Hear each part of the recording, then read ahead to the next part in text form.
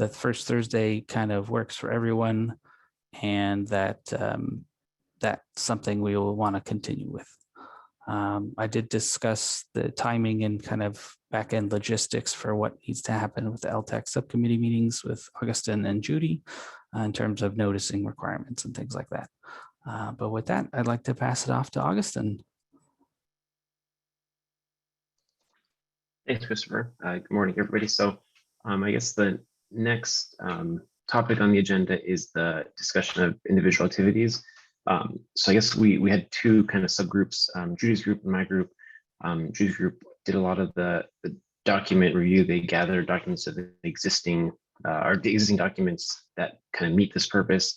And we put together, my group put together a little outline that kind of, I guess, outlined what the document might look like. It's very, bare bones right now. So I think we could probably go through that, if that makes sense to you, Christopher, first, and then we can talk about the documents that Judy's group got. Okay, that works. And I will share my screen.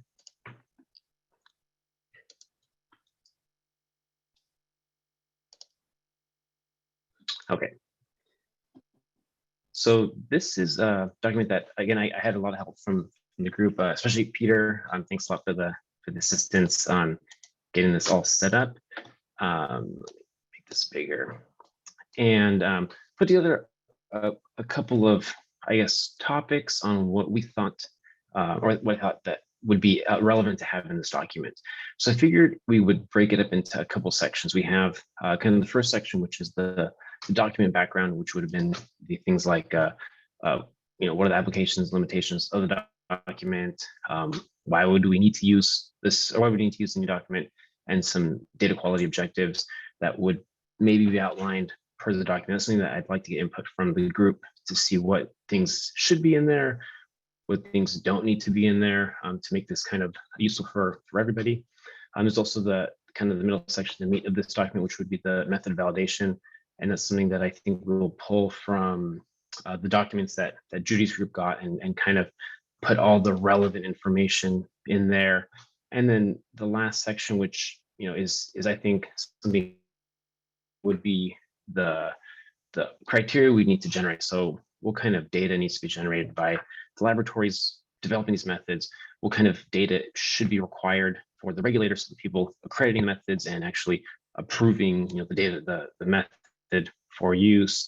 And also if we need to have some information of what goes to the end user, because I feel like the end user of the data should have at least some minimum validation documentation to know that the data they're getting is based on a method that's validated and good to go. If that even should be in there, or if we can just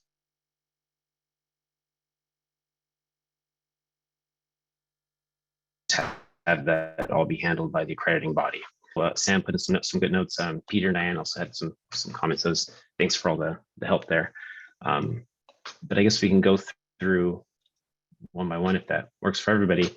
Does anybody have any ideas on what, if we should focus the limitations on the document, like where should we use it? Where should we, what should be the limit of when we can apply this? At what point should we have a different sort of standard for this? Any ideas on that?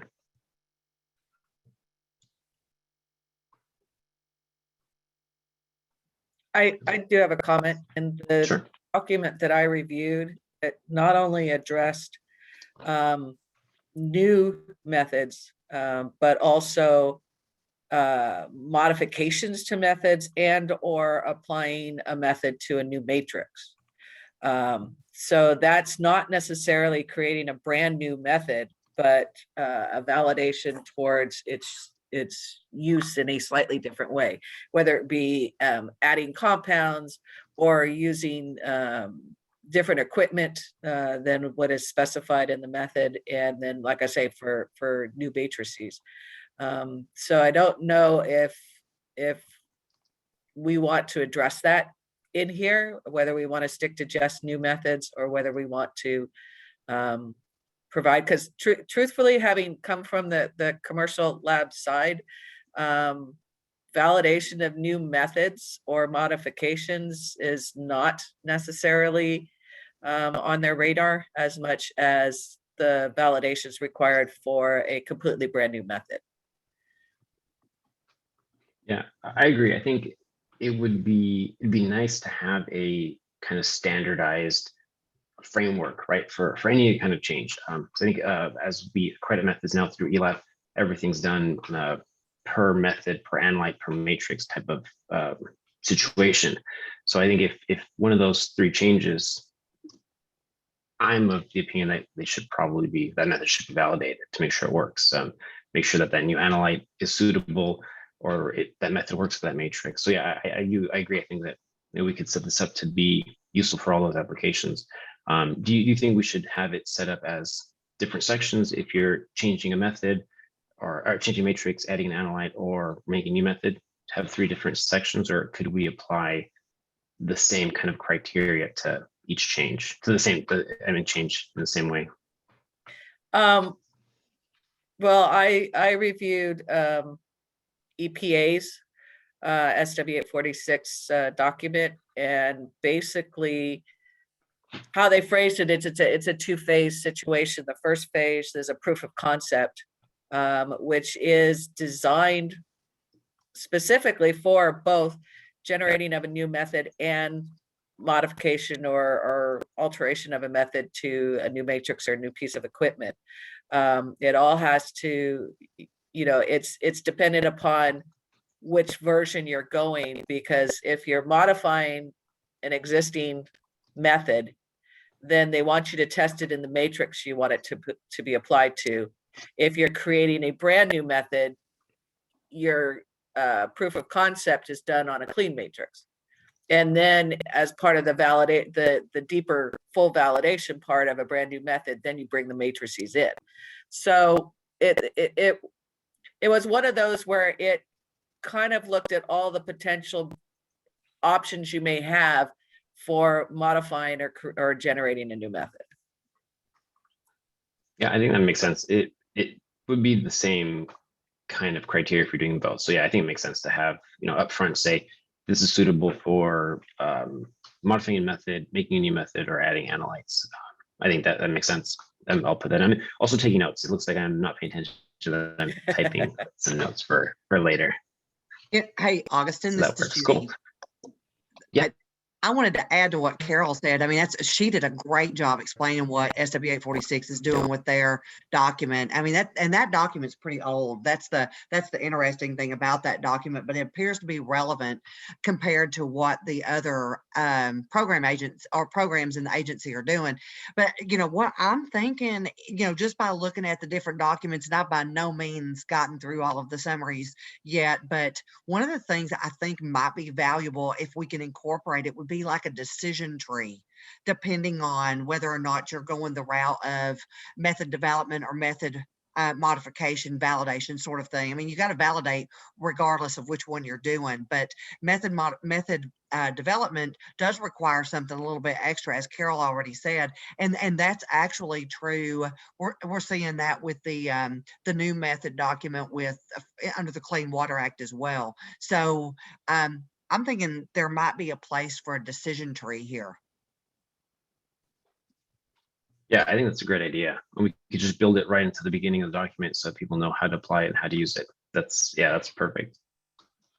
Yeah, no, Judy, I think you have a good point. And I think, in the end, this is going to turn into almost a little bit of a choose your own adventure type of a guide as we go through it, based on, this is kind of what we wanted the preface to be in there for the applications and limitations is, to give some forward guidance into what needs to be present, because as you get into the validation section, you may already have data generated for some of those things if it's an update or if it's just adding a new analyte for it. So as long as you have that information and it's present already, you don't necessarily need to generate new stuff for it. But yeah, some sort of whether it's a flow chart or a decision tree or a bookmark table of contents type of an approach, I think giving some guidance to say that this entire WAC applies, but you don't need to start from scratch if you're just doing an update or adding something, I think is a good way to go with it.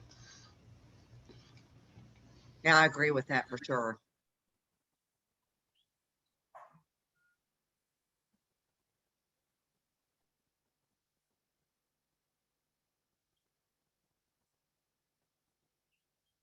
Yeah, and in that decision tree kind of area, we can also use that area to clarify that if it's a, like, for example, the federally regulated drinking water compounds, right? You're gonna have to go through the EPA's process for that. You have to go through ATP and that kind of thing. So I think that would be a great place to point out those kind of, if you're forced to pick one of the specific documents that we're gonna review, which one you would use. Yeah, Well, no, I'm sorry, go ahead, Carol.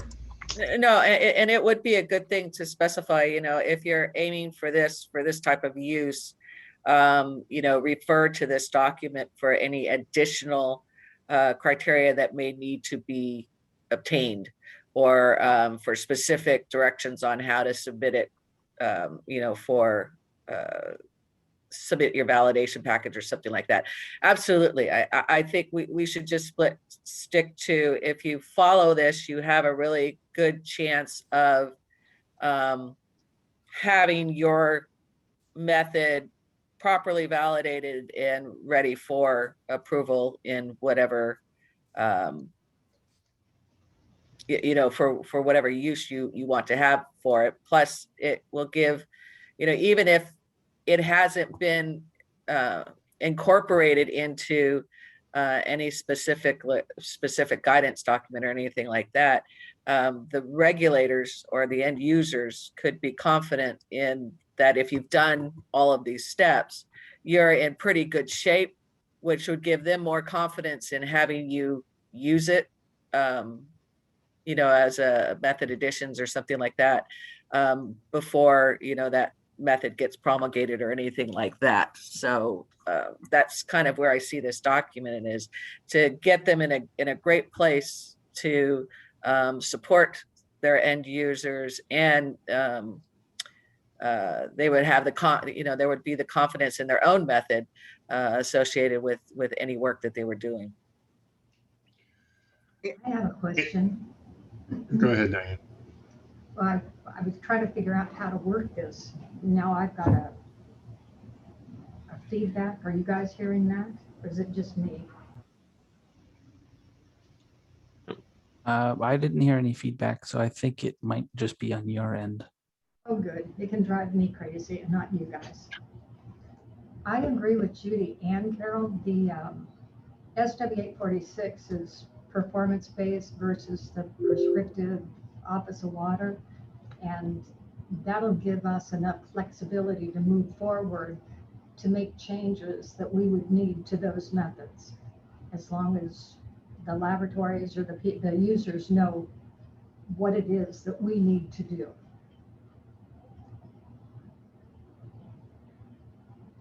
Yeah, I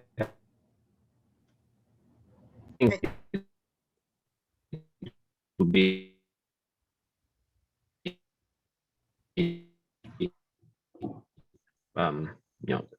having as much detail as possible would be very useful. I didn't hear the first So I part think- of what you just said. Was that Augustine that was speaking? Yeah, I was gonna ask if anyone else caught that too, but Yeah, it there's sounds a like- little lag there. Yeah, sorry, I think it's my my AT&T internet here is not the best at home. So I turned off my video to.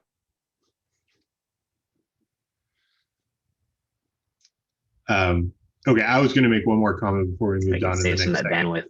bandwidth. It would be. I think You it may- might be beneficial to stop sharing your screen there too. That Yeah, might that usually slows it down. it might alleviate. I think we've gotten some information from it in terms of what kind of things we want to flow through. So that may help your connection as well. Well, he stopped sharing. I'll make the last comment on the opening section, and this sort of speaks to, I think what you said, Chris, in a comment from the last meeting from Erica. I think one of the most important sections in the opening is going to be being pretty clear about what the limitations of this are. and where it is applied and where it isn't applied, and that, you know, this is not the end all be all. If you do want, you know, as you said, Chris, approval for a federal drinking water method, there are other channels that you have to go through. There is a whole nother codified process that has to be done. So I think that making sure, both from a use case and application and a process standpoint, that we were pretty clear about where this document or this guidance document has its limitations, so that we don't, you know, end up applying it in places that it isn't necessarily the end all. So yeah, so this is Judy. I'll add something to what Diane was talking about, and what was actually on the summary that Augustin had on the screen. One of the things when we're talking about whether it be set for a current program or what the purpose is, one of the things that I found to be a common theme in every one of these ATP or method documents, except for the SW 846 one, and I didn't see it in there, doesn't mean it isn't. Carol's the one that reviewed it, so she might be able to correct me on this, but it was a justification piece. There's an actual justification requirement in each one of the ATP documents. So if it's going through EPA, whether it be through clean water or drinking water, if the justification section doesn't meet certain criteria, or it doesn't hit upon the points that are of greatest importance to the EPA and to the process, then the ATP won't make it through the approval process. You know, it won't make it through the concept piece. And I'm not saying that you've got to have something that's that rigorous for, I mean, because obviously this is for emerging contaminants, you know, and so the justification alone would have to do with being able to monitor those, right? But there's other pieces to it, and I think you could probably build enough of that into this to where those things will be not necessarily justified, but addressed up front. So if there's questions that remain out there, then you could address those at the beginning as to whether or not this is going to benefit certain things, whether it's benefiting a federal program, benefiting a local program, or just, you know, just overall what the goal and the target of it is. Does that make sense? I was And- wondering, I was just going to add in real quickly that EPA's document does address that. They address it slightly differently. Basically, they say, you know, are you developing it using available instrumentation? So, you know, you're not making a boutique method that maybe only you know, 1 or 2 labs would be able to follow. Is it cost effective? Do we already have, is there already a EPA method that could address this? So they do in their own way have a requirement of looking at it and just say, you know, is there a need for it out there, or is this covered by another methodology? So they do require you to look at those options as well. They don't necessarily require you to create a justification statement, but they do require you to think about it and to look at that as well and see, is it worth putting the effort into? I was wondering, we just did, or the water board just did a modification on a pyrethroids method. Could we look at what was done there and what the water board required and make that be a basis to start from? Yeah, I think we could. I think we could incorporate the stuff that the water board asked for, and that just validation and build it into the criteria here.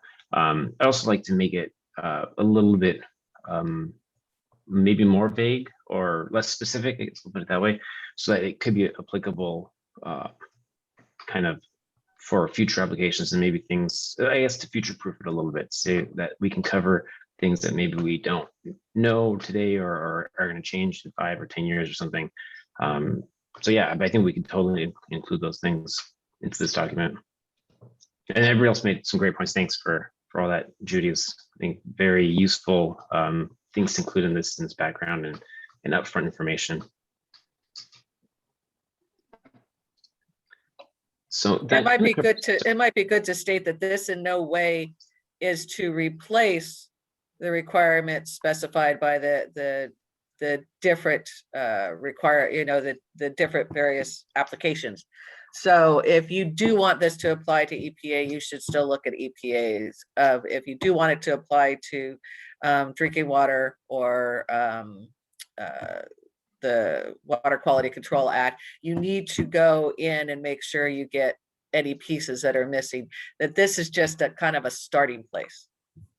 Yeah, I think it totally makes sense. It's got to be tailored, like whatever you're going to be doing as a method developer has to be tailored to whatever the end use is, right? If it's federal drinking water or under SW46 or whatever it is, it's got to be ultimately down to that guidance. So yeah, it totally makes sense. Cool. So that kind of covers my 2 points of the first 2 points were what are the applications limitations, and kind of a little bit of why do we need a new method. Should you guys think we should have that in the final document, that kind of answering the questions of why it needs to be in there, and is it a available technology method, like you mentioned that it's got to be something that's not niche or only 1 lab or 2 labs can do. Should we have those kind of criteria in this document so that people can kind of make a justification for the new method? Or do you think that should be up to the method validator to decide later on? Yeah, I mean, I think that we want to not be as too restrictive on this. I think listening to some of the comments, we're back to a little bit of a decision point of what we want this end product to look like. Sort of like developing the mission statement for your company. What is the end goal of this? Because I think there's a lot of ideas that are going around and they're all good, but we're getting back to biting sort of bigger and bigger chunks in my eyes. So I think that, we may not need to be as prescriptive of, if somebody wants to use this to develop a niche method that they use in their laboratory as guidance that isn't necessarily promulgated or used for regulatory purposes, I think it's good to have this as still a guidance document on how to generally do method development. You never know what might get used down the road. And again, to Erica's point of not being restrictive in its use case, I think that if we kind of point out the limitations of this in the earliest section of it, of what it is and isn't meant to be used for, or what its limits and application are, we don't need to get into the nitty gritty of really saying, oh, that's too niche, or that's too small, or only a couple labs are doing it, is part of it in the body and the core of the document. At least that's what my thought would be. I think we want this to be a usable tool by as many people as we possibly can. So it's including enough detail that the interested parties can go to it, but at the same time, it's not limiting and restrictive of what someone could use it to apply for. Yeah, I think that totally makes sense. We have a little more usability document. And with that in mind, should we do you think we should have different guidelines for stuff that is like a niche research only kind of method, if it's something that is not going to be used for compliance or regulatory use, or should we just have one kind of development document that is good for everything, and let the end user decide? So I'll jump in and comment here, because one of the reasons why we brought this to ELTAC is we wanted a document that does fit all of those roles. So we do get a lot of, ELAP acts as a consultant in a lot of regards of like, here's a method that we've been working on. What do you guys think?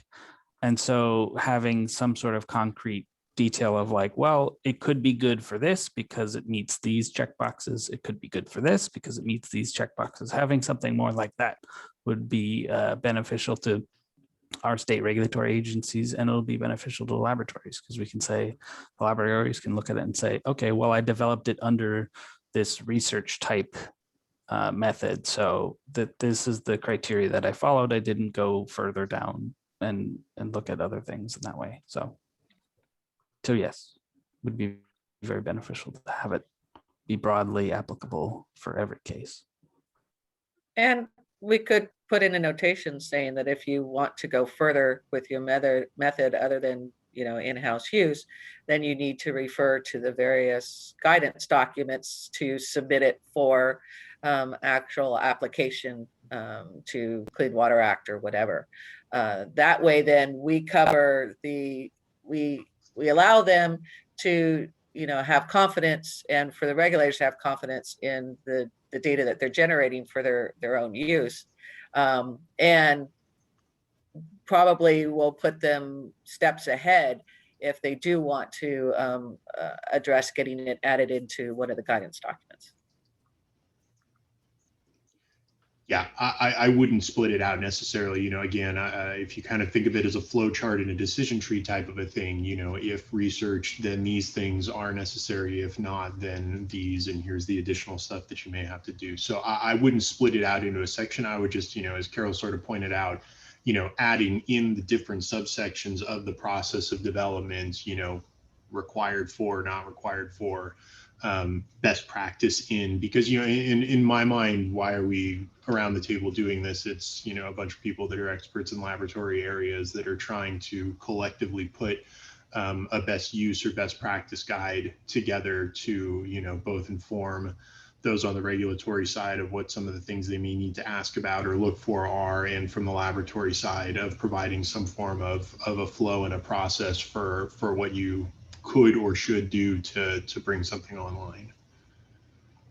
Yeah, I think that sounds great. And having a decision tree where you have maybe tiers of validation data to be provided would be perfect. Say if you're just going to use it for research, do all these things. If you're doing it for compliance, you got to do these things too. So yeah, and it's perfect. It's a great way to split it up. So with that kind of in mind, should we have data quality objectives up front or as part of that background, or should we hold that until we have all of the method criteria? You have the full decision tree, all the validation criteria, and then have the DQOs at the end, or what do you think? Where should that go?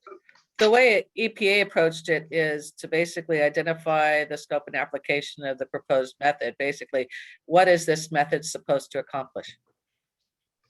And what's the purpose? Why are you developing it? Type thing. So how it's going to be used in DQOs is a little bit different.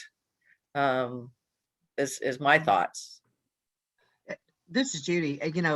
Hearing you say that, Carol, that kind of tells me that is their piece in the RCRA program, that for justification.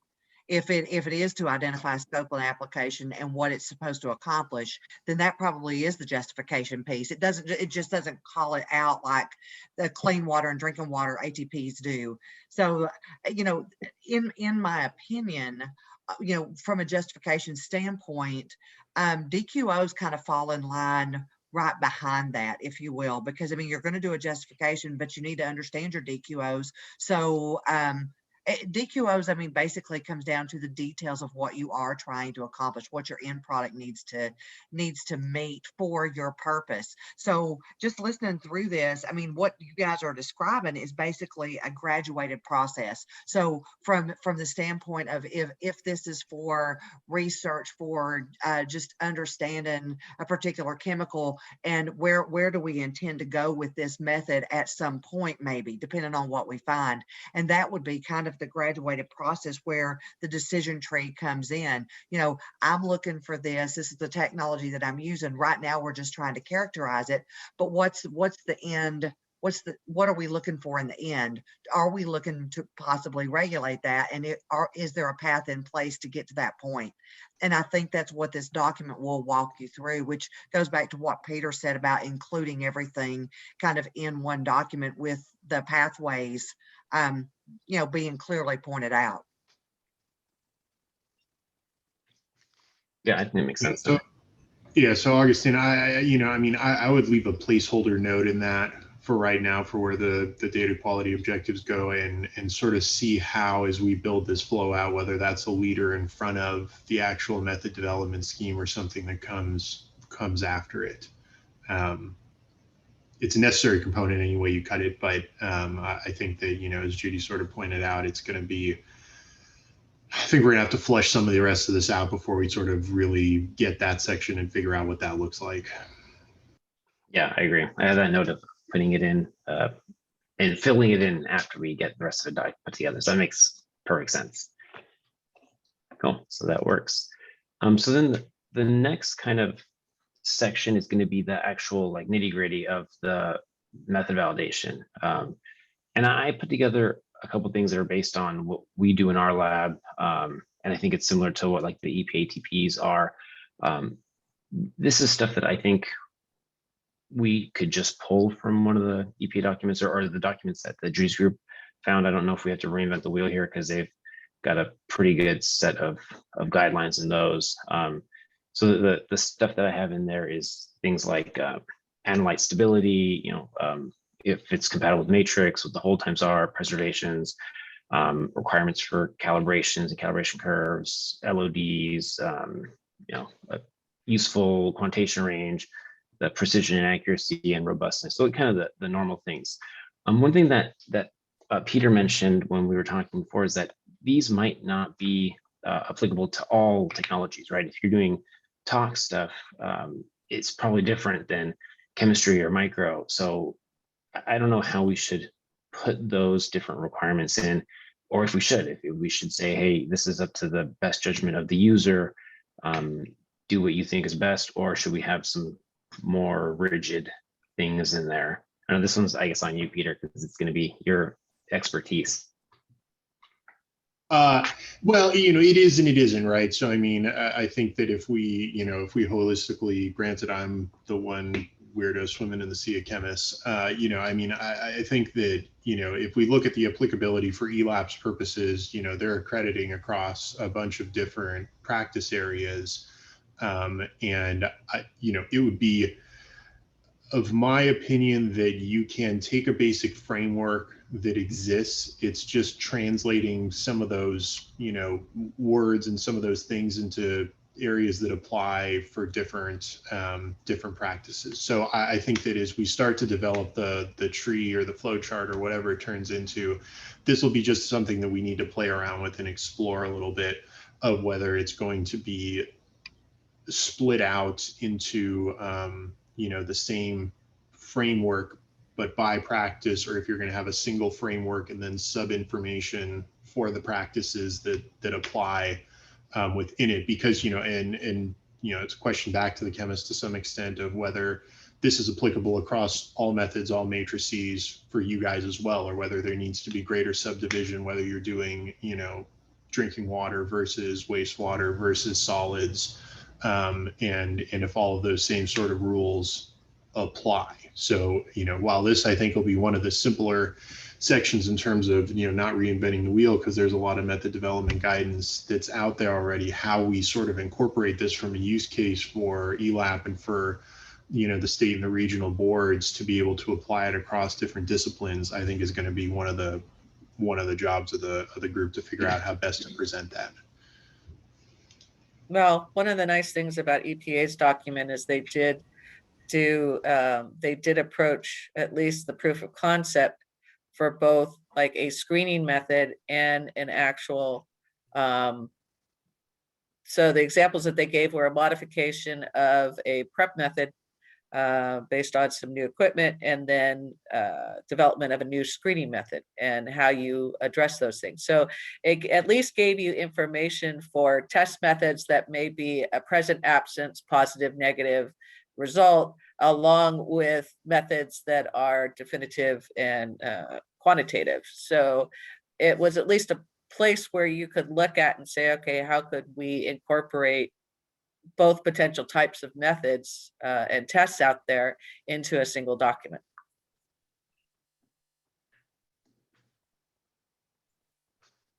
I'm going to ask the question to Chris then, as the ELAP guy.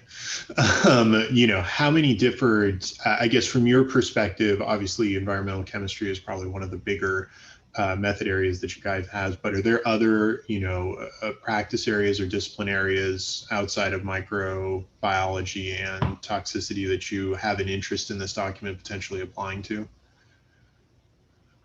Yeah, we do. There are the standard, well, four, I guess, the radiochem, chemistry, micro, and tox, but there's also some other ones that are like more screening methods. I know there's been talk about the ELISA assays that have a use, and kind of how do you validate those. And there's been some other talks about some other interesting like eDNA kind of doesn't really fit in micro, but it kind of does, that kind of area. So we do want it to be applicable as wide of an array as possible. But I mean, saying that too is the difference between micro and chem. Those are the two I'm familiar with. Sorry, Peter. I have a vague familiarity with tox, but that's about it.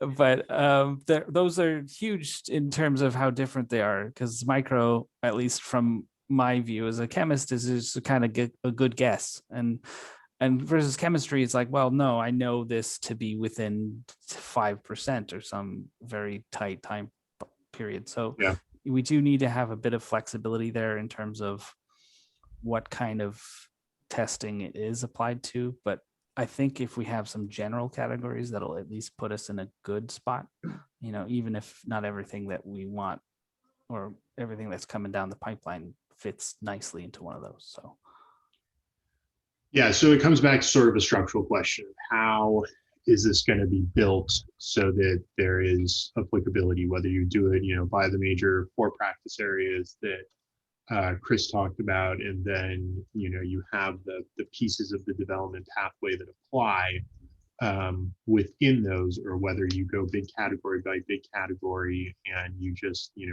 put the 4 into sub brackets there. This is how this would apply for this type of a method or this type of a practice. So I love to hear what the rest of the group thinks. I think this is going to be one of the bigger ones for at least the sort of outline development team to tackle, and we'll play around with a couple of different designs and way of stacking it together. But if anybody else has further thoughts, I think this is going to be one of the more challenging areas that we face of how we structurally build this.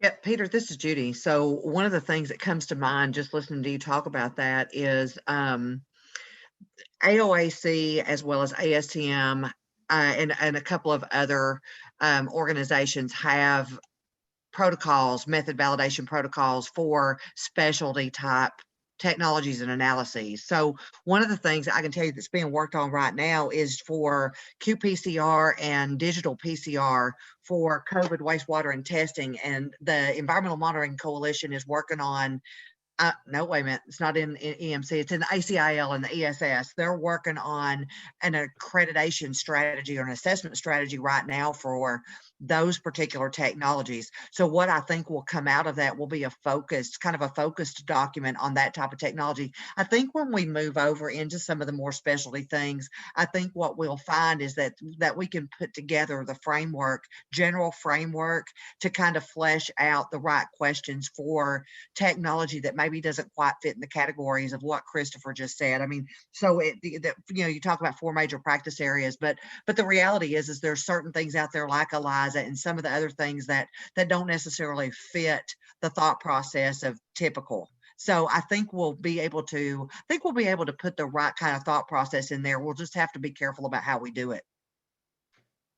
And to your point, Judy, I think, this comes back to how big of a lift we want to make on this type of a question, because it's simple enough to provide sort of a general rubric of these are some of the considerations that you need to make in terms of data that you produce. It's how prescriptive we're going to be about it, and how sort of, nitty gritty the actual descriptions get into of how that data is produced, or what exact data you need to produce, considering matrix analyte, so on and so forth. So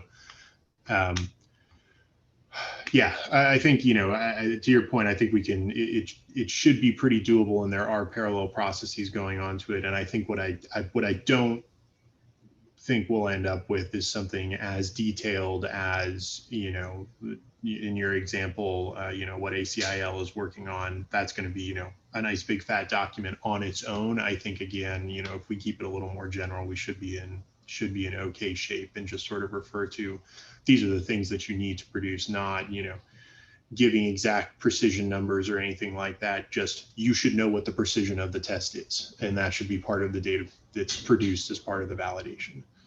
And I agree with you. Yeah, we can't boil the ocean on this for sure. I do 100% agree with you. But the one of the biggest things I think that is an added plus is just calling it out, that those things are different. Absolutely. Because I think what happens is, you know, everybody gets kind of wound up in the chemistry and the organic, inorganic, micro kind of thing. And then when this one-off comes about, you know, people don't know where to go with it. So I think if you just call it out, that you recognize that it's out there and these minimum things apply, I think then a person can actually develop something that's appropriate for a technology that might be a little different. I think that's And a this great is- point. So go ahead. This is Andrew, and sorry I came in a little late, but I've been listening. This is great. To Judy's point, I think, you know, the utility of this eventual document that is created are going to be focused in those areas, because that's where a lot of the method development and validation are going to be applied, which are bioanalytical screening tools or tests, and the molecular side of things, which don't really fit into micro or chemistry quite as cleanly. So I think it is valuable to have it called out and specified that it's not quite the same, and you have to consider the utility of it. So Yeah, I think these are great points. And like Judy mentioned, that ASIL initiative to put together an assessment for SARS-CoV-2 and wastewater is pretty specific for not only for qPCR measurements, but kind of for that virus. So it's I think we'd be better served to have something that's a little more general, like Judy and Edge mentioned. We call out those things that are a little different. Like we'd have, you know, the kind of fundamental principles of analytical measurements, and then say, okay, you know, these are going to be different because it's not applicable to every single technology. If you're doing bioassays or qPCR or other things like eDNA, that kind of stuff that's coming out, you might have different approaches or different criteria, different acceptability of measurements. So if you can't say, oh, the calibration curve must be linear or quadratic regression with 0.99 correlation coefficient, yes or yes. Like it might be different for different techniques. So I think it makes sense to have it called out and say, yeah, this is going to be different for these other approaches. And then it's up to the validator and the developer to say, is this acceptable based on the technique? So I think that makes sense. If that works for everybody, we could build that into the framework. I think that should be a separate section that specifically addresses that. And, you know, we can put in the specifics, such as you just said, that, you know, these are more specific. They tend to be more restrictive in their application or whatever. And so at least people could understand it. If we mix it in with the process, I think it'll get lost. If we pull it out as its own section and say, yes, we're aware of these type of methodologies out of here, and, you know, what you just read above, you know, is a good place to start, but there's going to be a lot more restrictions and details associated with the validation of a process like this. So we don't want somebody to potentially gloss over that as they're going through the process that we outline. Another suggestion that I have is we may find enough similarities in some of these processes that, you know, maybe the best thing to do is take two of the more complicated processes, whether it be microbiology and chemistry or whatever, and kind of outline them and see if or how the other testing methods would fit in there. And if they don't, then we can pull them out or make specific notations on where it would be a difference for the toxicology or for the radiology or something like that. At least it would kind of give us a place to start to see how much of this is, how much if there is a similarity with these, that we could, you know, go, okay, let's focus on these similarities and then figure out what additional pieces we would need to put in to better clarify for the different types of testing. I think it's a great way to set it up and make it easy for people to work through. Especially if we have that kind of decision tree framework, we can make it pretty easy for people to say, okay, I'm doing this or that, and whereas the relevant sections. Yeah, I think that sounds great. So for the rest of the kind of, I guess, requirements for method validation, that's something that I think we could have maybe a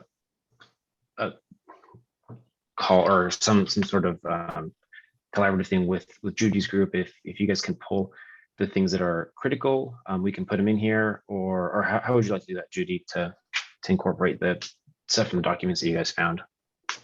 Well, I think, honestly, I think seeing the framework of what we need to fill in. So I guess the things that your team has identified as being, needing to be included as part of the document, because it's interesting because each ATP or modification or development document that we've seen that we're looking at, has different criteria.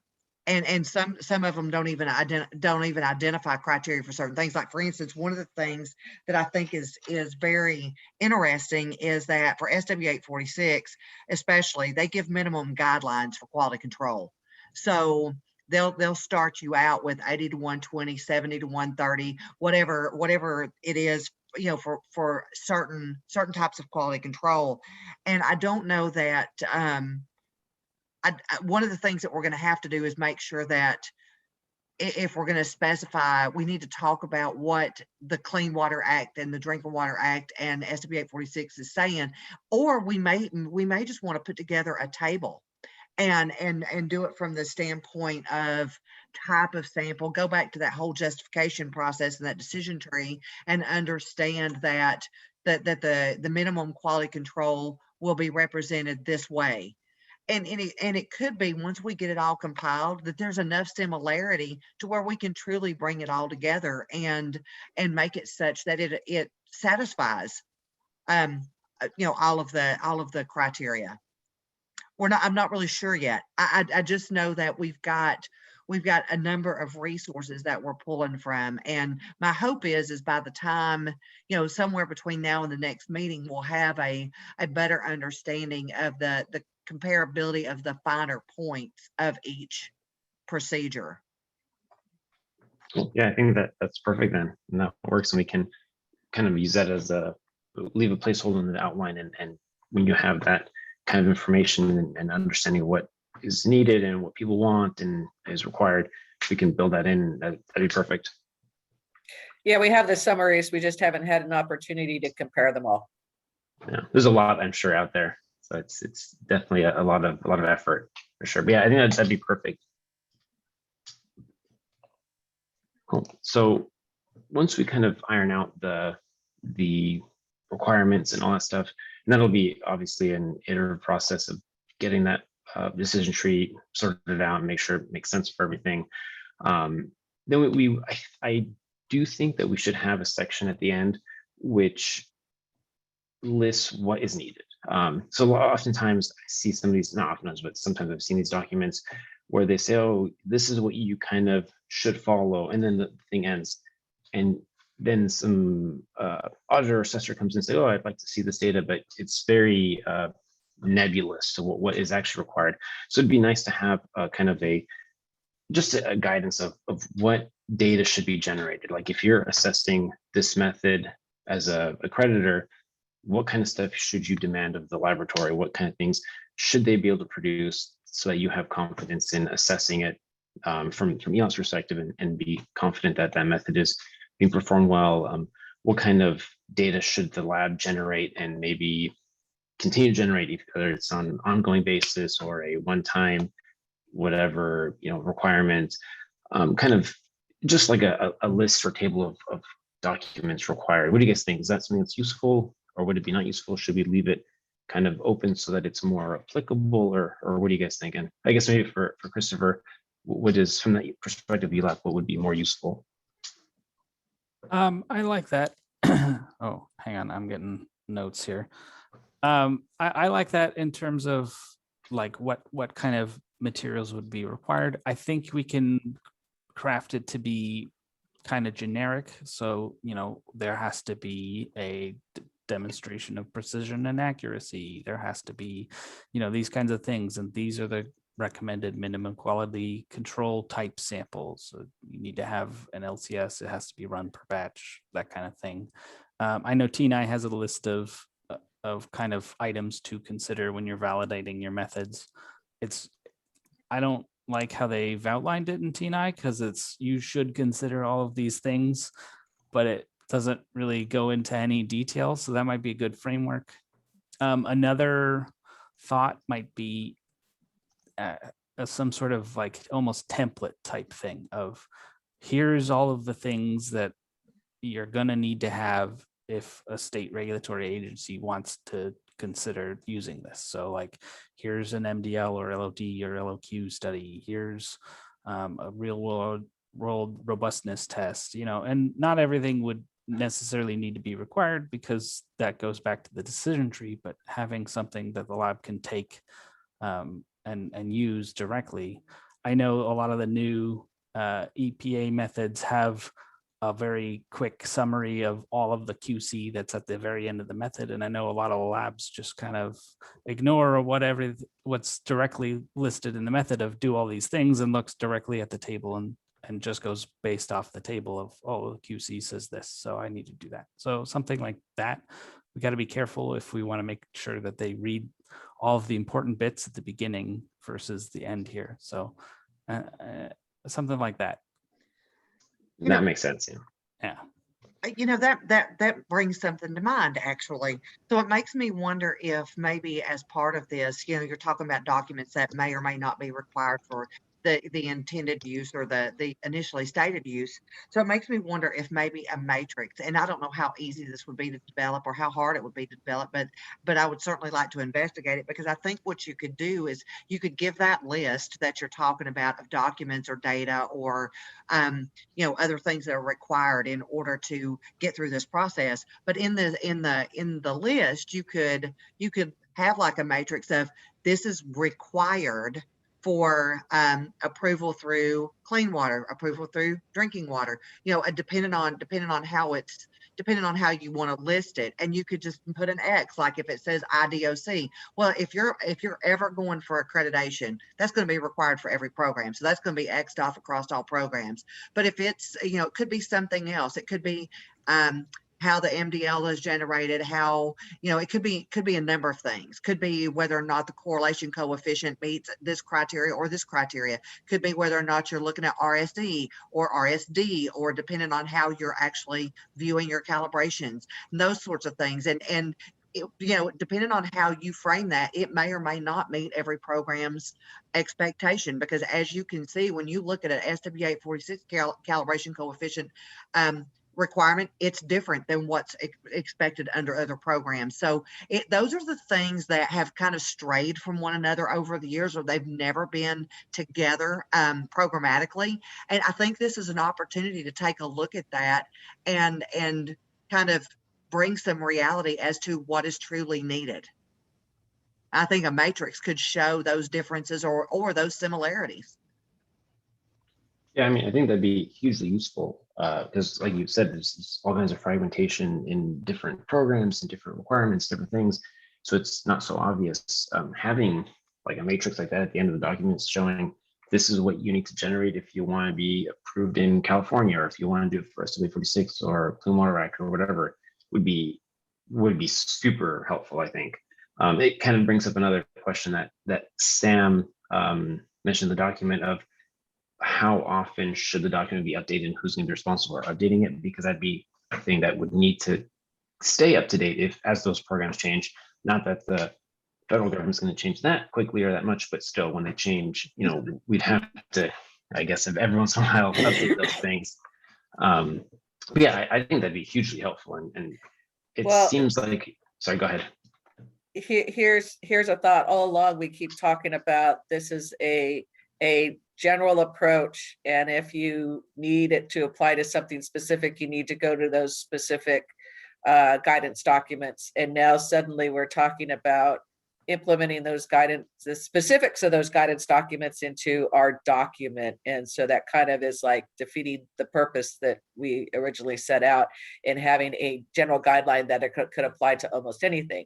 And then again, you're talking about if you've got specifics in there, then every time those guidance documents update, we've got to update our document, and who's going to be responsible for that and that kind of thing. So I know it would be great. I know it would be beneficial, but I think we need to go back to forcing them to go look at what they specifically need to do versus trying to outline it in our document. Yeah, I think it'd be a huge lift to get all that stuff in the document and keep it up to date and everything.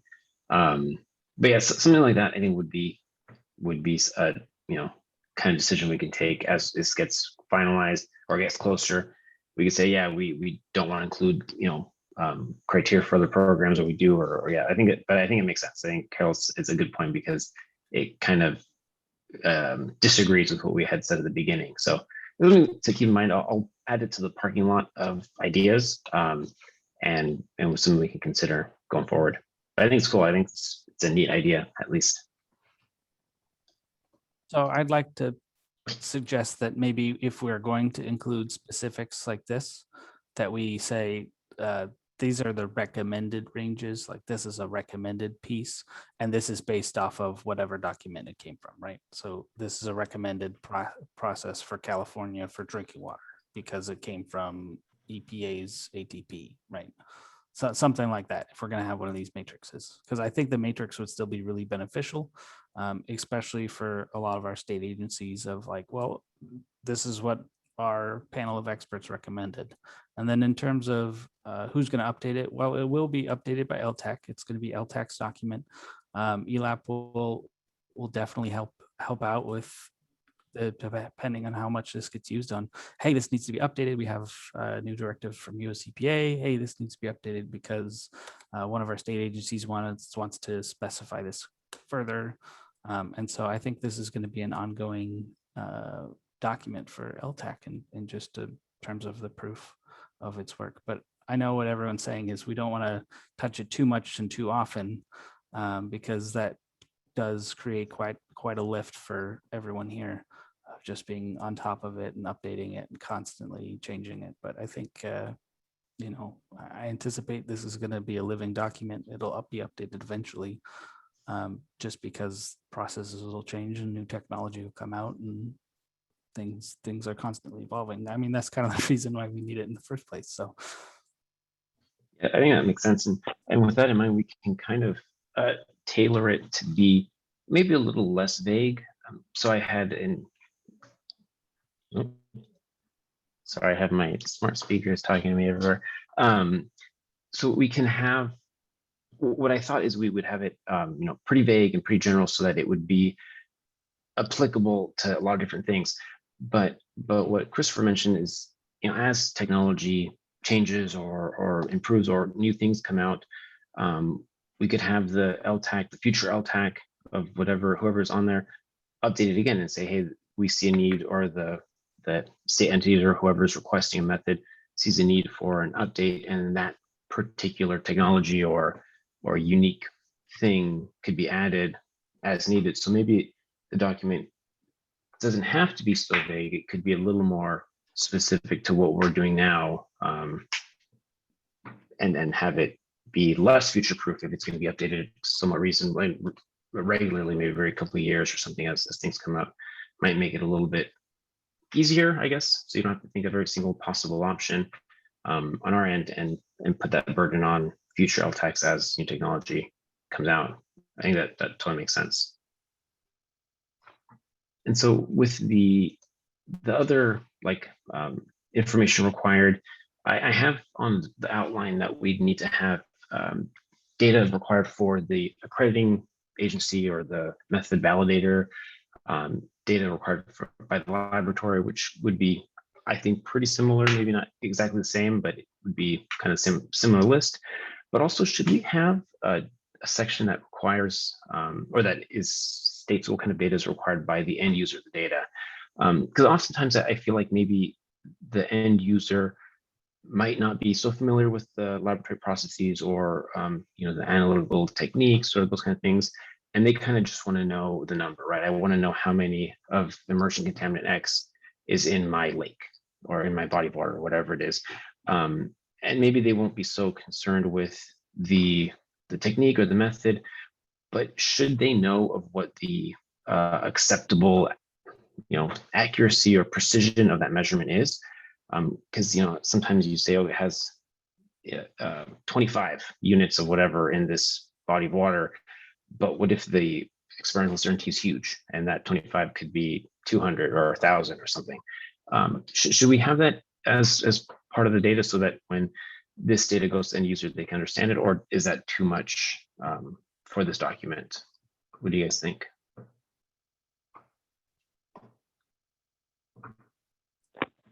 I'm gonna say that yes, that's definitely something that needs to be in there. One of the goals of the document would be also to be able to compare this new method with an existing one or two new methods together, right? So this one can see lower, but the precision is not as good as the other one. And so that would help the state agencies determine which method meets their particular needs, right? They may only see, well, we're looking to see if it exists, right? So we don't, the number, yeah, it matters some, but not so much to what it actually, how much we can actually see. So yeah, I would say that that's probably something. Sounds like you're getting into measurement uncertainty calculations, which yes, is the way a lot of the accreditation bodies are heading, especially regarding tests that are, a pass-fail kind of situation, or we have this number and then a laboratory saying you got below the threshold, and so here's your number and you passed your criteria. There's been a lot of push now to put in measurement uncertainty and decision rules associated with how valid that number is for making that decision of pass fail kind of thing. That's a whole new concept in and of itself for a lot of laboratories. And I know that I don't know how much we want to get into that into our validation. I mean, we do require that they look at the accuracy and the precision capabilities. But are you gonna, require a measurement uncertainty test and at that being reported as well? And so you're gonna need to explain what a measurement uncertainty process is and its use and its need and that kind of thing. I don't know if that's stepping a little beyond, because I know for most environmental laboratories, they don't necessarily report measurement uncertainty, they may calculate it. But because they're providing a number and ultimately the regulator is making the decision as to whether it passes or fails, not the laboratory. And so therefore, I know most regulating bodies go really conservative and say if they're anywhere close the threshold limits, they start looking to other ways for verifying their testing results. And they only actually write up action items based on grossly exceeding the threshold limits, so that there is no controversy associated with measurement uncertainty really close to the threshold levels. So, I'm not, is that something, I'm throwing it out to the group, is that something that we want to dive into in this document? I mean, my thought, I think it's a great point, Carol. I think my thought would be this is sort of the perfect example of the thing of where, I think it should be present and mentioned, but, in terms to your thought, Augustine, of what are we trying to put together for this? I don't know that this is one where there's going to be a deep dive on it necessarily, but even just its presence in the document and saying this is something you can potentially ask about or you should have included as part of the validation process. I don't know that we need to get into the weeds for every single one of the different, practice areas or test types or whatever. to sort out the measurement uncertainty. And let me tell you, as the toxicologist guy, I couldn't calculate it if you put a gun to my head. So, I mean, I think that there's a place for it in terms of, again, depending on your program and how robust you need the data to be and how accurate and precise you need it to be, this is something you should consider. Is it required? Maybe not. Do we need to stipulate whether it's recommended or required? Maybe not. Do we need to explain exactly what it is? Probably not. But again, it's just, hey, this is another thing to consider. If you are looking for a highly accurate and highly precise method to measure X, Y, and Z, you should ask the lab to generate the uncertainty data for you to review as part of the validation process. So I see it as a step in an inclusion, but not something where we go on a deep dive and it's 10 pages worth of exactly how to do this or how to calculate it or any of that. Yeah, I agree 100% with what Carolyn and Peter said. I think it's nice to have, but yeah, deep dive might be a bit too much, especially considering that labs generally aren't calculating those uncertainty numbers now. Even in chemistry measurements, we generally don't report that kind of data. We might have it, but we just don't report to the end users. So I agree, it should be probably included in there as a keep it in mind for the end user, but not 10 pages of how to calculate this, and it should be included in all that stuff. So yeah, I agree. I think if everybody else agrees, we'll keep that as an item. Yeah, I'm gonna throw something in there. The only place where measurement uncertainty actually gets used out in the actual reporting world is for RADChem. So I guess my statement on that would be to go along the lines of the discussion with what you guys are saying, and then maybe just put a note, that and just call it out that we know that, if this is going to apply to something that's radiochem, then it does have to be calculated. But you don't have to go into how it's done. You just make the statement that, that we know that. That makes sense, yeah. And for that, it's already established. I think that's easy to include, so that should work out. No problem. Cool. So one other thing that was mentioned, Sam added a comment to the document, was the requirement of PE and PT samples. Like, should we have that in this document as part of the validation data? I'm of the opinion that, if you have a performance evaluation sample, you should do it, but a lot of times they don't exist. If you're doing an emerging contaminant and it's even hard to get a standard, like an authentic standard from a vendor, it's going to be pretty much impossible to get a PT. So I don't know if we can make that requirement, or maybe we can make a suggestion. If it's available, go ahead and use it. What do you guys think? I see Peter has got something. Again, as the toxicologist, where, we're accredited for 30 some odd methods, there are like 5 PT standards for all of the ones that are out there. So no, I don't think it's included as a requirement. I think what you said, Augustine, if it's there, yes, you should probably run it, but I don't see that as our position. If it's something that either ELAB or TNI wants to start accrediting for and require PTs for, that's for them and the TNI PT subcommittee to fight about, and for ERA to figure out a way to actually make one that people can use. So I don't see how you can include that as a requirement or even a suggested requirement for this.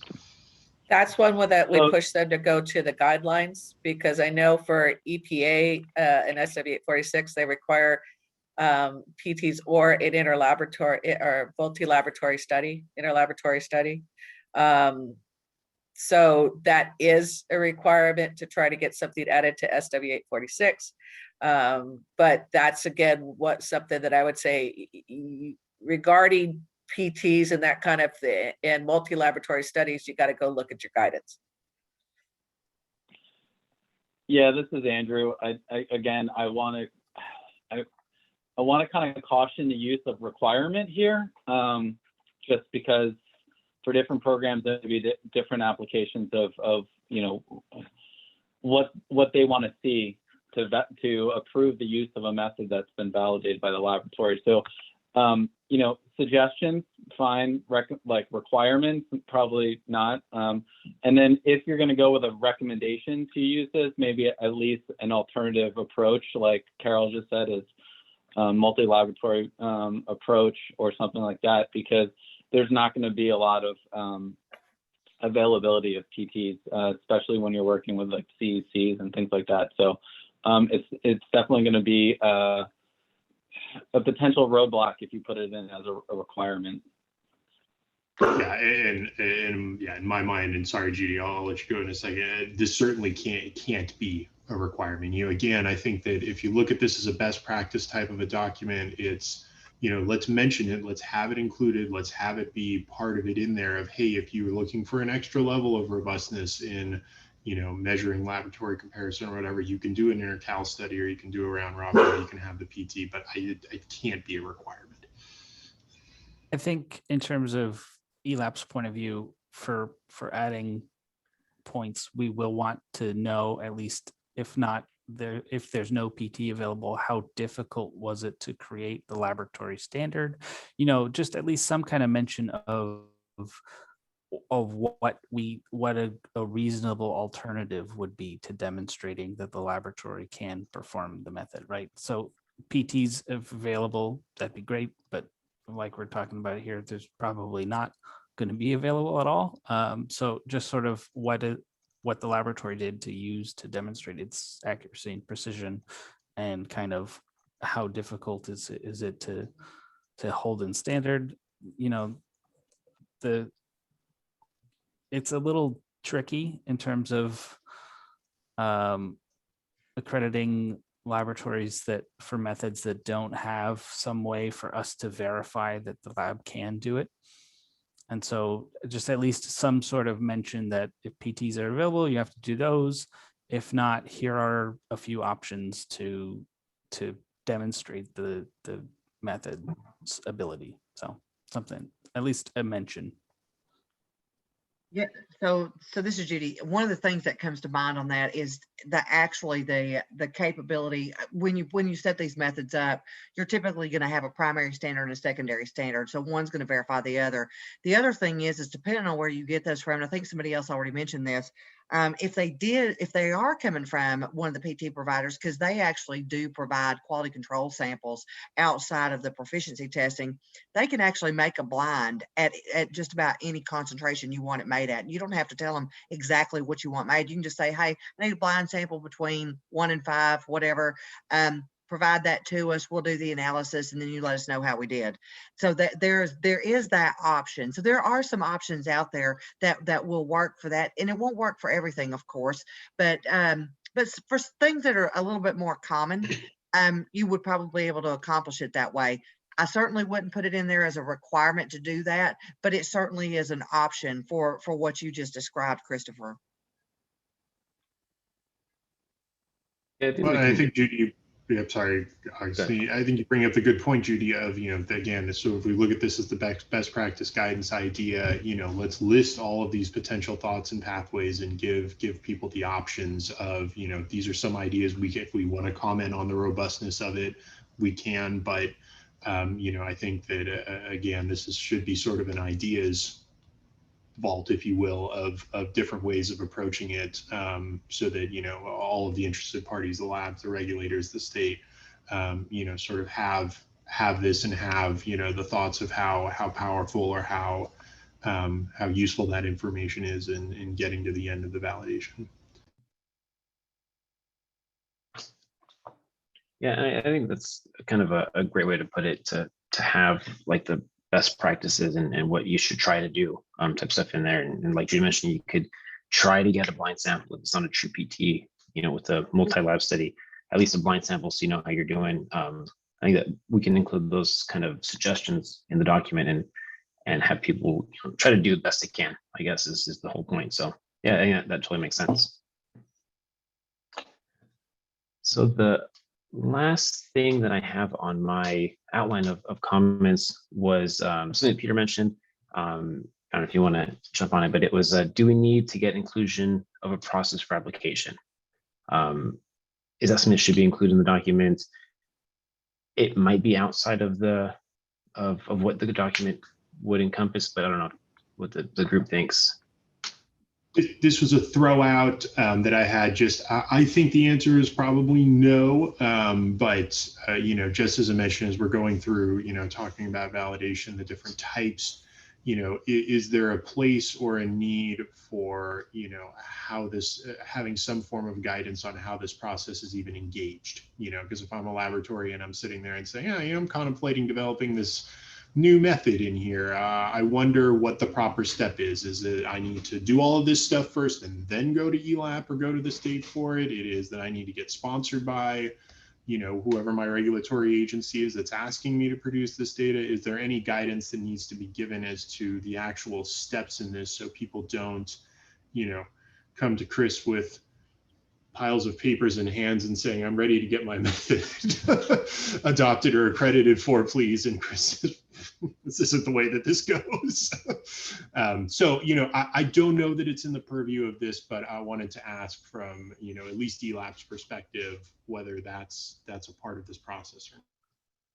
I think the EPA documents also have something like that. Correct me if I'm wrong, Judy, but if they say something like, if you want to develop an ATP, you have to send a study plan to LEM and have them approve it first or something like that, right? Yep, That is yep.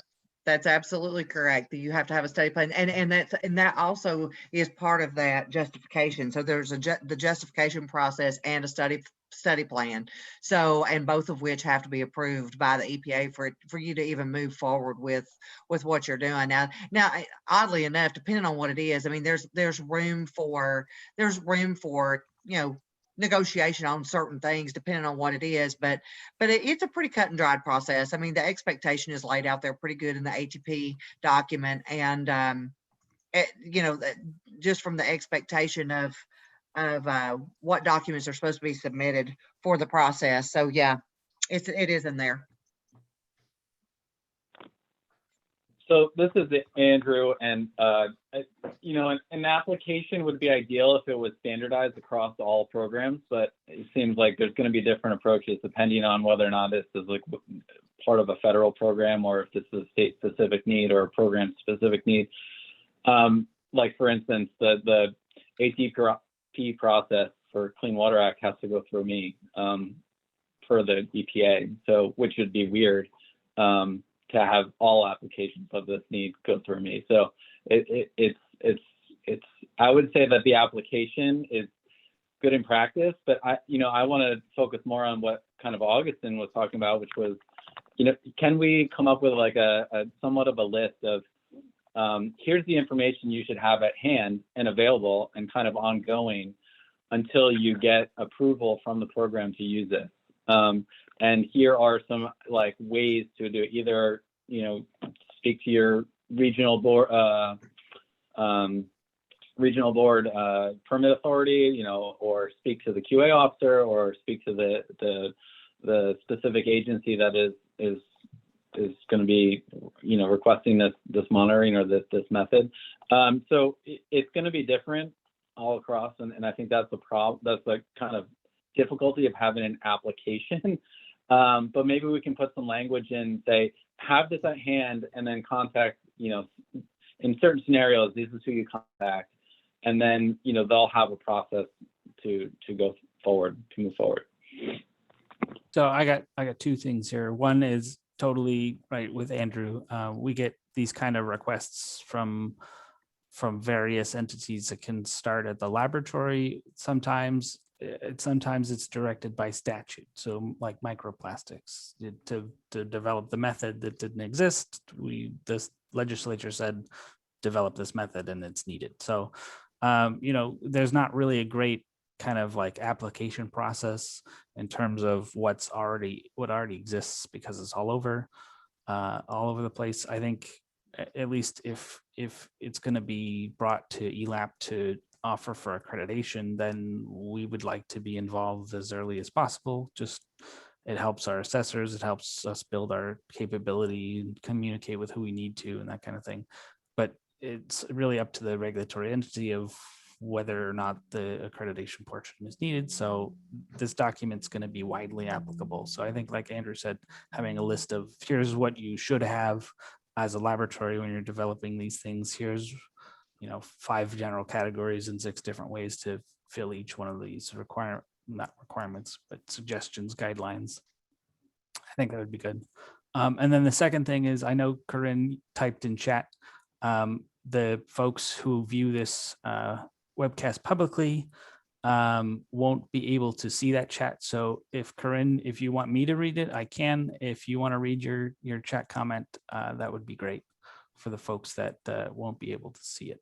Yeah, sorry about that. I didn't know that it wouldn't be visible to everyone. So yeah, I was just outlining which I think they're kind of vague steps in approval of alternative testing procedures for drinking water. And this covers organic and inorganic analytes. And so in that instance, there is an application to EPA in this case. And then EPA reviews that application, and EPA works with the applicant to develop a validation study plan. And then there's approval of that study plan by EPA. And then the study is actually performed. And then there's a report written up and submitted to EPA. And assuming everything goes as planned, then if there is going to be a recommendation of approval, it's either going to be by notice and comment or by an expedited method approval process. And I have not had the chance to look into what is entailed in the expedited method approval process, but that I think it's definitely worth looking into. I can Yeah, so touch on the Sorry, go ahead. expedited method. That after the agency finishes the process, the way that US EPA promulgates their methods is they write them into the Code of Federal Regulations for at least drinking water. So expedited method is their quick way of putting it in a federal register and publishing it. So laboratories and manufacturers, I guess would be the right word, get to use their method. Because before it would take anywhere from 5 to 7 years for EPA to publish a method, but with this expedited method, they get to do it in about 18 months. So it's faster, but I wouldn't say it's very quick. So Okay. And with that, is that process still subject to notice and comment? Is that a public process, or is it? When it's published in a regulation, that would be yes, open to public comment. So that's when they have their new rules. So that would be like the surface water treatment rule or groundwater rule, that kind of thing.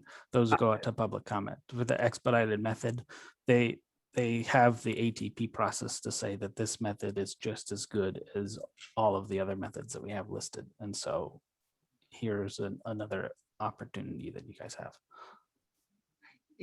Yeah, and just to add to that, so Clean Water went down a similar path where they are now getting to the point where they're publishing what they're calling mini MERS, so that they're not doing a huge method update rule. Because what has happened with that in the past is, because if they're trying to address a lot at once, it'll get hung up on that comment. I mean, I think the last big MER that they put through, I can't even remember how many comments there were, but it was a ton, and it was because they were trying to put it through 608.3, 624.1, and 625.1 all at the same time, along with other things. And I think what they found is that the lag time for that was so much that they needed to change that process. So they are actually now going to do mini MERS. So they're actually making it a little easier now on the wastewater side.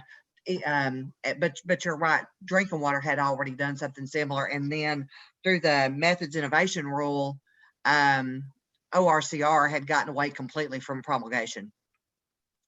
So they don't even go through the process anymore.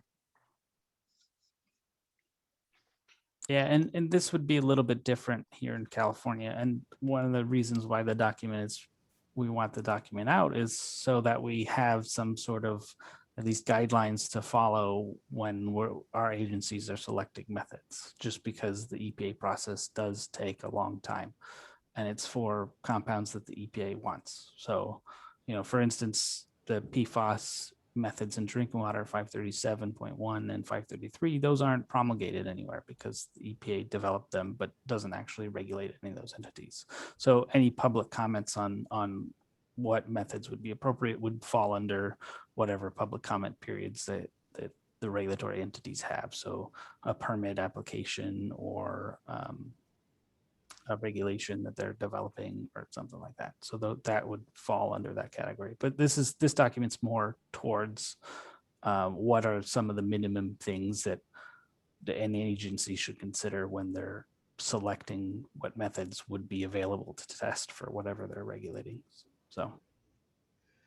Yeah, and I think, the point of my comment was that, I mean, there are clear codified pathways for application, and, whoever wants to open up the can of worms of trying to alter 40 CFR, best of luck to you. I mean, in my mind, the question comes down to, at what level is it mentioned? Is it mentioned at all in terms of the application process? Is there some, especially for the more research-driven, non-promulgated types of methods? Is there any mention of it at all in the end? So I think that it's easy enough for us to reference back to existing documents for someone that wants to develop a new drinking water method. I think that from the perspective of the group and for the state and ELAP's input, it would be interesting to get the thoughts in the end of what you would like to see, since you said, Chris, you get people coming to you with this stuff all the time. Is there value in having some sort of a narrative in there of based on what you guys want to see? If you want your method accredited X, if it's an R&D driven, someone in my regional board is asking me to develop this type of a data. Is there even an application process that needs to be? I think my question was broader in that at what level, if any, is this mentioned in the guidance document that we're producing? I'll definitely put a pin in that and come back with the next meeting with some better info. That works. We can put that one on hold and revisit it next time. So that kind of wraps up all of my all the comments that I had and all the points on my outline. If nobody has any objections, I think we can probably go to the next action item. Or Eric, actually, before we do that, we do have one. Oh, Pam's coming. Oh, perfect. She'll be in here just in time to hear the public comment that we have. I got an email for a public comment, and then we also have Erica here, who I'll pass it to next if she has any comments on our discussion today. But the comment we received was from Dan Salas, the LIMS and QA/QC administrator for Orange County Water District. They've been working with Trisha Lee and had a meeting with other recycled water labs, including LA County Sanitation District, SWEC, Eurofins, on method validation for contaminants of emergent concern. So his comment is that recycled water straddles both wastewater and drinking water regulations. So while some of our matrices are more challenging and closer to wastewater, we usually have to run the methods that are more stringent drinking water regulatory framework, so that they are, oh, sorry, I lost my place. So that way we can report the portion of our sample that are considered to be for drinking water. We provided input on the attached document, which is an ATP process, and that I'll be passing to the subcommittee members after this meeting. Which has been given to recycled water laboratories to guide their method validation for monitoring contaminants of emergent concern. It's based on the EPA's protocol for review and validation of new methods and regulated organic and inorganic analytes in wastewater under EPA's ATP program. I wanted to bring these efforts to ELTAC subcommittee's attention, since there is an overlap, and ask that consideration be given to recycled water laboratories and, if possible, drinking water laboratories, as method validation practices are established by ELAP. Traditionally, EPA's ATP only applies to wastewater. And that's the document that he's referencing, that he attached. So I'll be providing that to the subcommittee members after this meeting, as well as if anyone watching on the public wants it, please feel free to email either me directly at christopher.hand@waterboards.ca.gov, or you can email our general ELAP inbox. That's elapca@waterboards.ca.gov. And then Erica, do you have any comments on what the committee has discussed today? Yeah, I do. I was I am curious though, if there's any responses to that comment, or if that's just something for them to consider over the next month and talk about at the next meeting. Yeah, I think that that's a good point. We were one of the labs involved in that, particular that guidance, and it's something that is definitely challenging, right? A lot of these recycled water folks have drinking water requirements in a pretty dirty matrix, so it becomes challenging to meet those limits. And I do think it's something we can include. We can think about as we build this decision tree and the framework on the method of validation, that will include obviously the matrix, because ELAP accredits method and light matrix combos. So I think that's something that should be kind of included when we talk about that stuff. So yeah, it's something that we'll definitely take into account, and I think it's important and a somewhat overlooked, I guess, application, because it is a bit challenging, more challenging than conventional wastewater or conventional drinking water analyses. So yeah, it's something we'll definitely take into account. Okay, that's useful to know. So, so yeah, I guess my comment that I wanted to share was,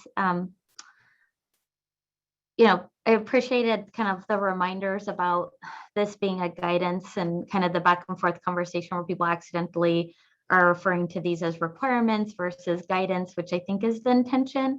And so just kind of highlighting that and appreciating, you know, the folks that are kind of going back to that and keep bringing it back. I think at one point, Augustine, you, am I saying your name right, Augustine? It's Augustine, but it's close enough. Yeah. Okay, yeah, no Augustine. Worries. No Thank worries.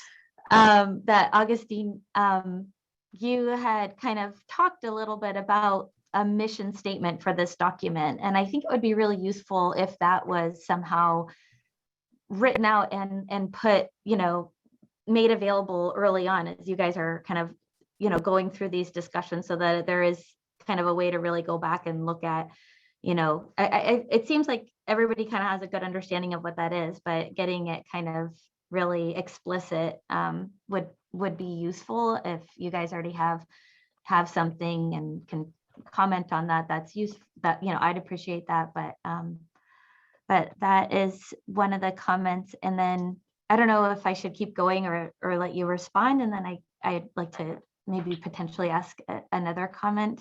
I need to go through my notes a little bit to make sure I'm not missing anything.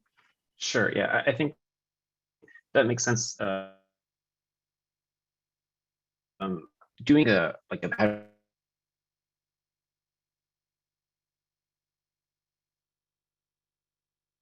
I think your connection is a bit unstable there, Augustine.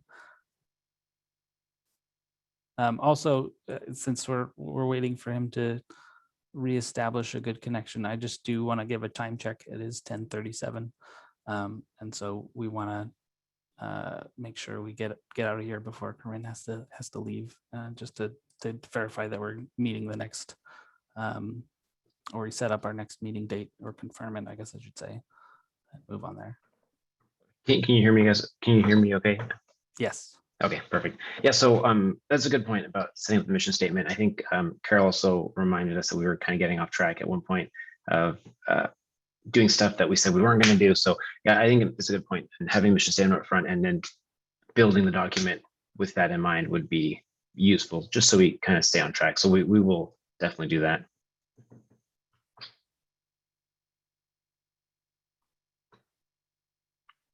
Sorry, I had to unmute. Yeah.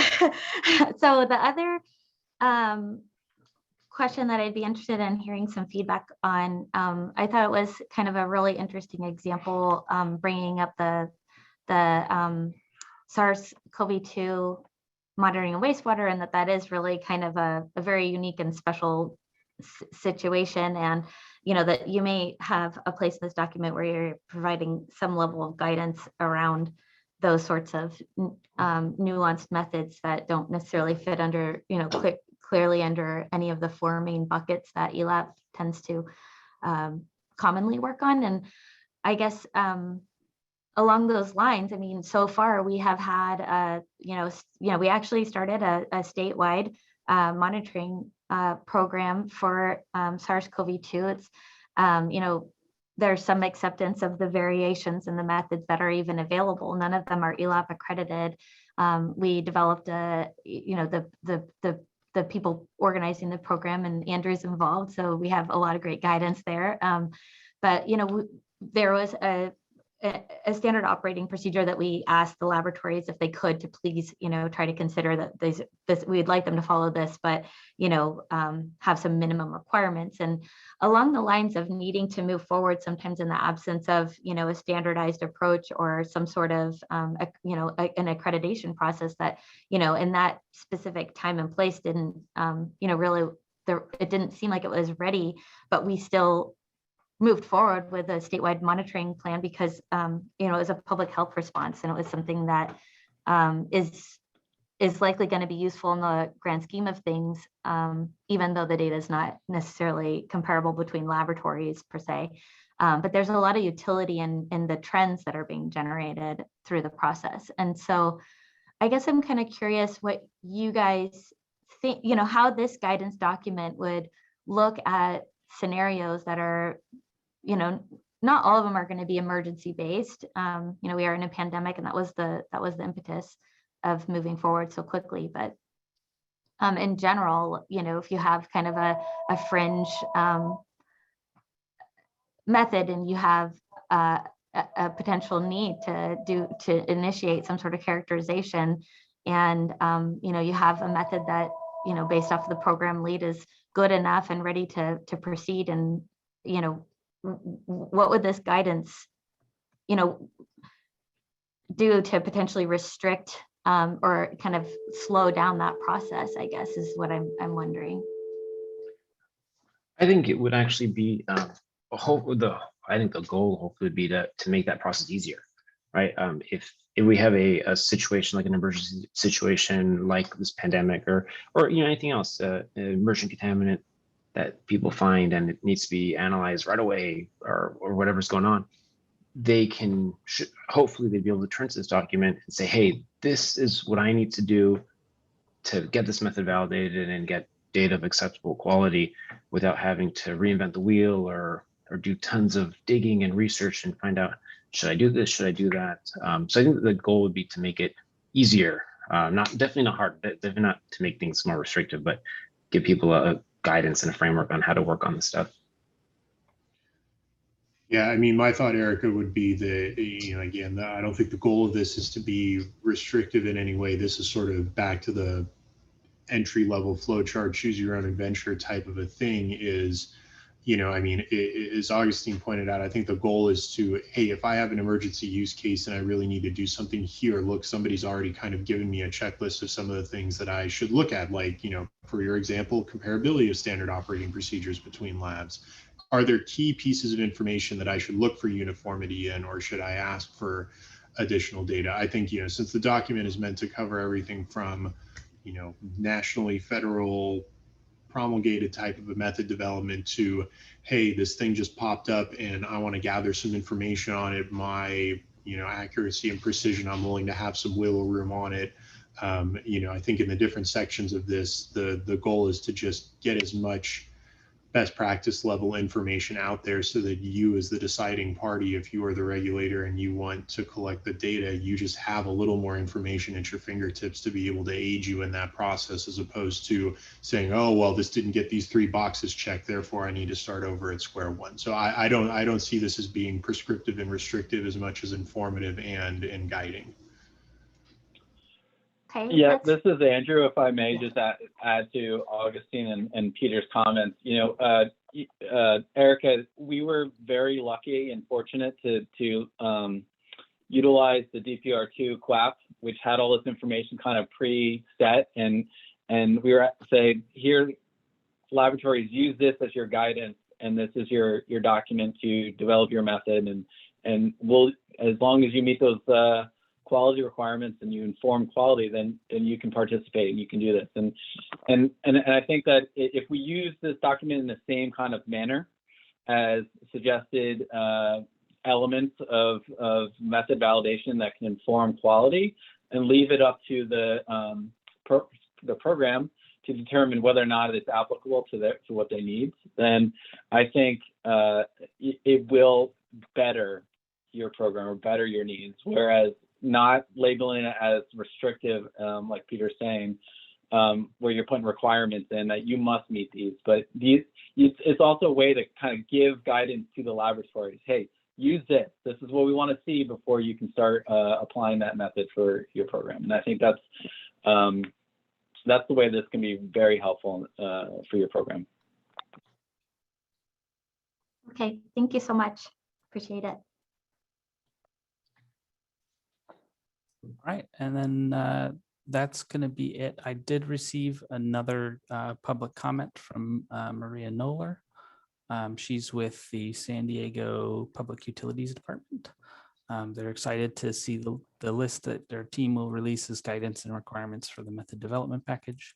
In order to validate a method, we need to compare our results and past set ranges. One of the most controversial issues in the method validation is to evaluate and validate analytes listed in EPA methods, but without specific criteria for DOCs, LCS spikes, or calibration verifications. And she wants to know that just something in there of what would be acceptable. So in cases where they're adding a new analyte or introducing a new cleanup procedure where there's no criteria listed, a general range of 70 to 130 isn't going to be applicable for all organic methods. For example, some analytes in EPA 625.1 are listed with detection ranges from 230% to 190%. So it seems unachievable to expect analytes to not listed to pass the restrictive criteria there. So it would be great to see if we can include a general procedure in cases where ranges are not listed as the EPA specific criteria and a narrow range is not feasible. So just something else for us to keep in mind as we're developing this document. So yeah, and that's a good point to keep in mind. So thank you for that comment. We'll note it and add it as one of the things on the flow chart for sure. And with that, I think Augustine, you were about to move it on to item number 4, which is reviewing the action items that we've established in this meeting and confirming our next meeting date. Yep. So I think for action items, I have tons and tons of notes. I'm actually going to re-listen to this because I'm sure I missed some stuff. So I'll listen to the recording and really flesh out this document and get a lot more meat on the bones of this thing. Kind of put in the points that people mention, all the notes, and all the questions. And then I think at the next meeting we can review the document again with a lot more detail and kind of say, okay, this has to be there, this has to go, and that kind of stuff. So for action items, I think it's going to be mostly me working on the outline. I will touch base with my subcommittee and kind of get some input and make sure that everything's okay there. And then at the next meeting, if Judy's group has the kind of criteria, that guidelines or ideas of the summaries for the existing method validation packages, we can incorporate those into the document and then have a pretty reasonable framework of what the document might look like in the future. And I think for the next meeting, we have it scheduled. I'm trying to bring up my calendar here for Thursday, the first Thursday in May. Does that work for everybody? That would be the 6th of May. Does that work for everybody? Does it not work for anybody, I guess, on the subcommittee? Yeah, of the folks who are here, I think that'll be fine for me. Again, we'll send out I see Carol giving some thumbs up there. So we'll be giving out a doodle poll just to get times. But if anyone has a restriction on that specific date, now would be a good time to raise those. Okay, hearing none, I think May 6th will be the next date. We'll send out the doodle poll to get some times for everyone and sort of get items for the agenda and that kind of thing. Perfect. I think that works. Sounds great. All right, and then I don't have any other public comments. I'm going to check with Kate to see if they've received any public comments for items not on the agenda. Nope, Nope. nothing All right. else. Mhm. And then Erica, I know you said you had mentioned you wanted to comment on items 4 and 5. Did you have any other comments here? Or I think we covered your two on the main point here. Yeah, I think I'm good. I don't necessarily have to comment anymore. I'll save it for next time. Cool. Thanks. All right. With that, I think oh no. I think that's all I had on our agenda. And so I'd like to thank everyone for their time. And we're going to end the subcommittee meeting. So that Thank sounds you, great. Christopher. Thanks, everyone. Thanks, Thank everyone. you. I'll see Thank you, all- everybody. all Have a again good rest on of the May week. 6th. Bye.